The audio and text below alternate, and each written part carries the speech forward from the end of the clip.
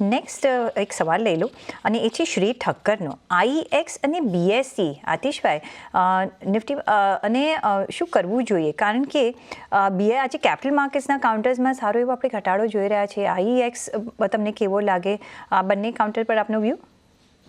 IX ની વાત કરીએ તો જે પાવર એક્સચેન્જ છે એમાં લાર્જેસ્ટ એક્સચેન્જ છે, લગભગ 80% શેર છે.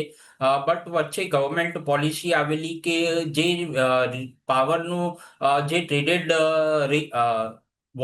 એ છે પ્રાઇસ એ ગવર્મેન્ટ ફિક્સ કરશે. તો બધા એક્સચેન્જીસ પર અગર સેમ પ્રાઇસ હશે તો આઈએક્સ ની જે એડવાન્ટેજ છે, જ્યાં લિક્વિડિટી વધારે છે, એ એડવાન્ટેજ નહીં રહેશે.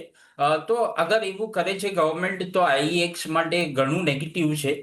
બીજું અગર આપણે બીએસસી ની વાત કરીએ તો કેપિટલ માર્કેટ્સ રિલેટેડ છે, સ્ટોક એક્સચેન્જ છે, ગ્રોથ ઘણી સારી છે. હમણાં પણ વચ્ચે જે સેબીએ જે ઓબ્જેક્શન્સ લીધા છે જૈન ગ્રુપ પર, તો એના માટે વોલ્યુમ્સ ઘટ્યો છે અને એવી શક્યતા બી છે કે ઘણા રિસ્ટ્રિક્શન્સ આવી શકે છે એફએનઓ ટ્રેડિંગ ઉપર.